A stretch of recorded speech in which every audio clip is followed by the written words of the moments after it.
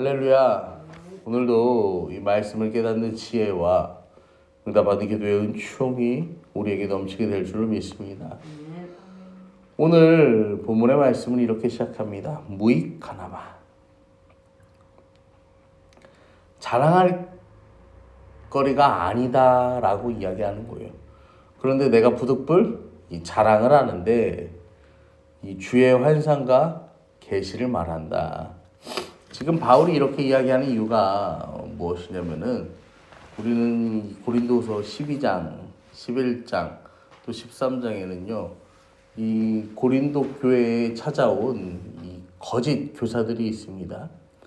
이 거짓 교사들이요. 백성들을 미혹해요. 백성이라고 하기 죄송하고 교인들을 미혹합니다. 그러다 보니까 이 바울이요.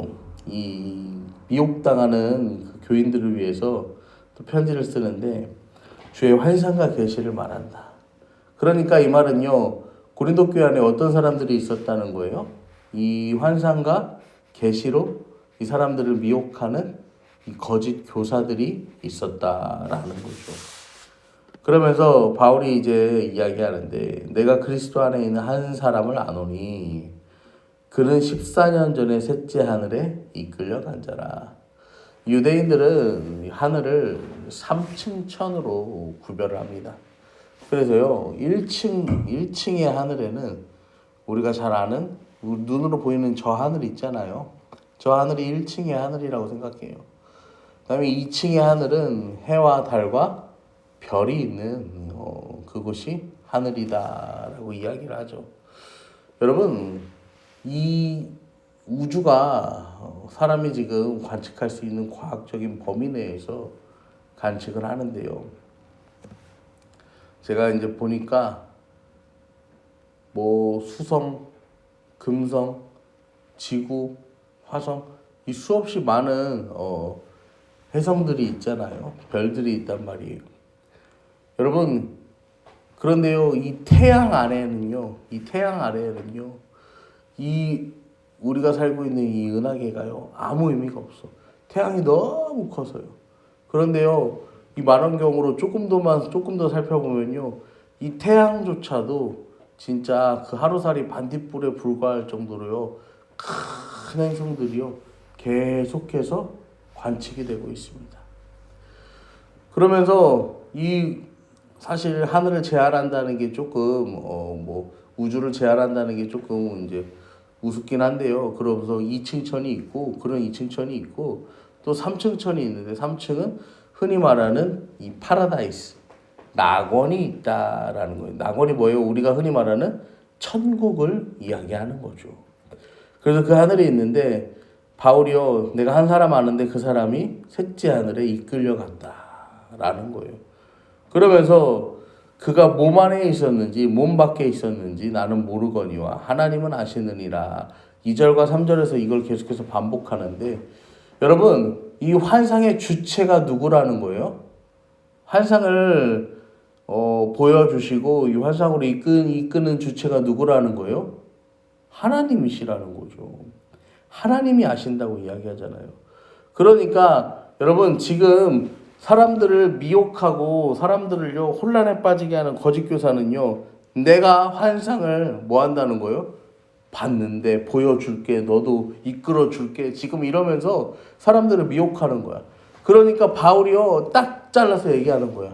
이 모든 거의 주체는 누가 된다는 거예요? 하나님이 되신다라고 이야기하는 거예요. 이 많은 성경학자들은 아마 바울이 이 루스드라에서 그 병자를 고치고 이 사람들에게 이제 돌을 맞아서 막 이 죽을 위기를 맞는데 아마 그때 바울이 죽었다 살아난 게 대부분의 학자들은 이 루스드라에서 병자를 고친 다음에 돌에 맞아 죽었다가 살아났다라고 그렇게 이야기를 해요.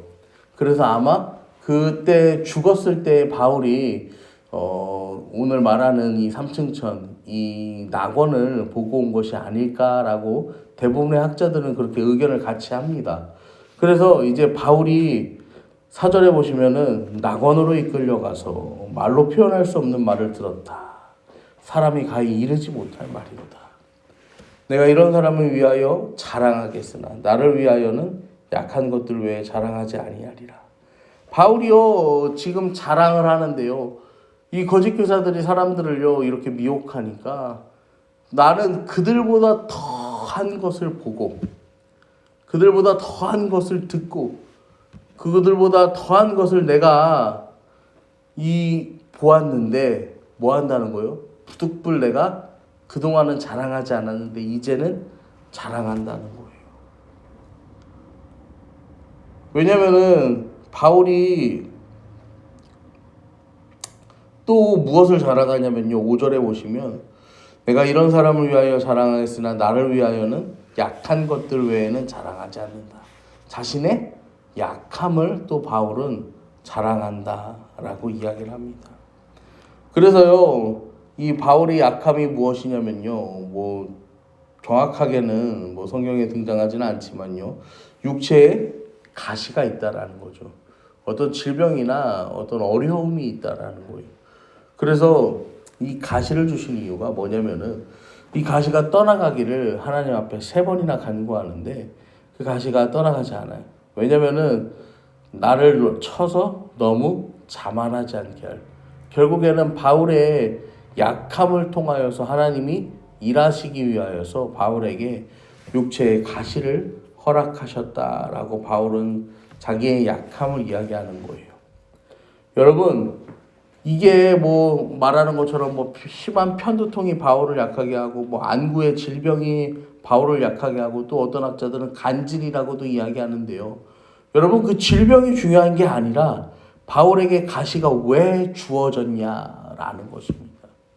여러분, 바울에게 가시가 주어진 이유가 무엇입니까?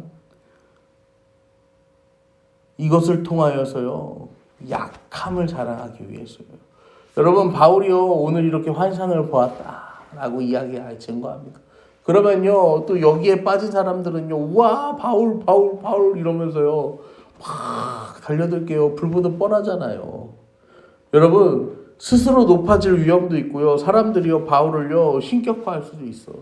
예전에도 바울과 바나바가 뭐합니까? 이 병자를 고치니까 사람들이 이 제우스다. 그 다음에 제우스와 헤르메스라고요. 막 몰려들어서 그들을 위하여서 막 예배하고 그들을 위한 신전을 막 만들려고 하잖아요. 그러니까 이런 것들이 반복되면은요, 그런 위험성이 있어. 그래서 바울이요, 계속해서 하나님을 의지하면서 살아갈 수밖에 없도록 하나님께서는 바울에게 육신의 가시를 주셨고요. 그 가시를 통하여서요, 바울은요, 모든 것이 하나님의 영광, 자신의 자랑과 자신의 영광과 모든 것을 다 뭐하는 거예요? 묻어버릴 수 있는 그 삶을 살아갔다라는 것입니다. 8절에도 보시면요, 이것이 내게서 떠나가기 위해 내가 3번을 주께 간구합니다. 여러분, 3번을 간구한다는 건요, 3번 기도하는 걸 말하는 걸까요? 아니죠. 왜냐면은 예수님도 이 겟세마네에서 죽음을 앞두고 기도하실 때요, 3번을 기도하시는데요. 여러분, 이 3번이라는 개념이 뭐냐면요, 유대인들에게는요, 완전수의 개념이에요. 완전수의 개념. 그러니까 자신의 기도가 하나님 앞에 상달되었다라고 이 확신을 갖는 이 기도의 표현을 가지고 3번 기도했다라고 하는 거예요. 여러분, 우리가 기도할 때요, 내 기도로 하나님이 들으셨다는 믿음의 확신이 이제 오는 그런 기도들이 있잖아요. 여러분, 그때 그렇게 바울은요, 완전함과 간절함을 가지고 그렇게 주님께 기도했고 주님이 들으셨어. 근데 그 응답이 오지 않는 거예요. 여러분, 하지만 하나님은요, 설령 내가 원하는 대로, 내가 간구하는 대로 들어주지 않으신다 하더라도요, 피할 길을 내시는 분이세요.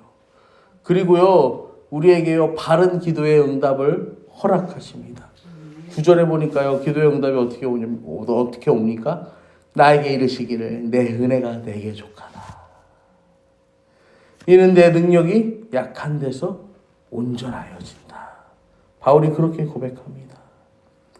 여러분, 우리가 기도하면요, 하나님은요, 언제나 yes 정답만 그래 그렇게 해라, 그래 그렇게 해라 하는 게 아니에요. 이 영화 중에 이 브루스 올마이티라는 영화가 있는데요. 여기서요, 이 신이 등장을 합니다. 근데 신이 이제 한 남자가 막 신을 원망해. 막 그러면서, 그러면 네가 한번 신을 해봐라 이러면서 이제 시켜주는 거예요. 그러면 사람들의 기도가요, 막 요청이 옵니다. 이메일로 오고 팩스로 오고 우편으로 막 쏟아져. 근데 이게 하나하나 읽어보고 이제 대답해주기가 너무 귀찮으니까요. 뭐 하냐면요, 다 기도 응답에 예스를 눌러버려. 그랬더니요, 막 온 동네 사람들이 복권에 당첨되는 거야. 그래갖고요, 본거 당첨금이요 다 1,000원이야. 왜냐면은 너무 많은 사람들이 당첨돼서 다 1,000원이 돼버리고 막 아무튼 막 별이 말도 안 되는 일들이 계속해서 일어나. 그러니까 이 사람이요 그때서야 아 이러면 안 되는구나. 그래서 이거를 이제 다 어떻게 합니까? 하나하나 처리하기 위해서 막 또 애쓰는 그런 모습들이 나와요. 여러분, 하나님께서요 우리의 기도의 응답에요 노라고 하셔도요, 응답을 주지 않으셔도요, 하나님은요 자기가 사랑하는 자기의 백성에게요 가장 좋은 것으로 주시는 분이심을 여러분 잊지 마시기를 바랍니다. 바울이 자랑하려는 게 바로 이거예요. 또 9절 이 하반절부터 10절의 말씀을 보면요, 그러므로 도리어 크게 기뻐함으로 나의 여러 약한 것들에 대하여 자랑하리니 이는 그리스도의 능력이 내게 머물게 하려 함이라. 그러므로 내가 그리스도를 위하여 약한 것들과 능욕과 궁핍과 박해와 곤고를 기뻐하노니 이는 내가 약한 그때의 강함이라. 여러분, 약한 그때의 강함이에요. 이게요 바울 입장에서는 되게 자존심이 상할 수도 있는 문제예요. 아니 진짜 크고 놀라운 사역들을 행하는데 자기의 육신에 붙어있는 약함의 문제는요 해결하지 못해요. 누가 이렇게 보면요 그거는 좀 아니지 않냐? 이렇게 이제 말할 수도 있어요. 여러분, 그런데요 우리 예수 그리스도의 십자가가 그랬어요. 약한 데서 강하여집니다. 여러분, 주님은 십자가에 못 박히심으로 말미암아서요 그 구원의 역사를 이루어내십니다. 그곳에 못 박혔기 때문에 마침내 부활하신 것이고요, 죽음을 이기시고 승리하셨다라는 것입니다. 여러분, 우리의 삶 가운데요 위대한 영광의 순간은 분명히 있습니다. 그런데요 그 위대한 영광의 순간이 오기까지요 여러분, 우리는 계속해서 깎아지고 다듬어지며 이 고난과 역경 속에서요 눈물 흘리며 나아가야 하는 거예요.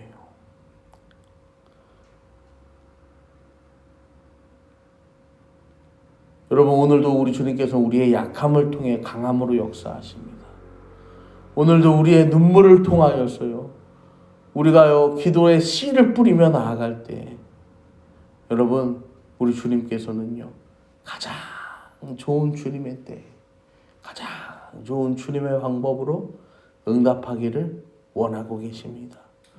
오늘도 그 주님의 뜻을 헤아려 기도하며 그 주님의 뜻이 나의 약함을 통하여서, 나의 부족함을 통하여서, 나의 눈물을 통하여서 이루어지기를 여러분 간절히 사모하는 저와 여러분이 되기를 간절히 축원합니다.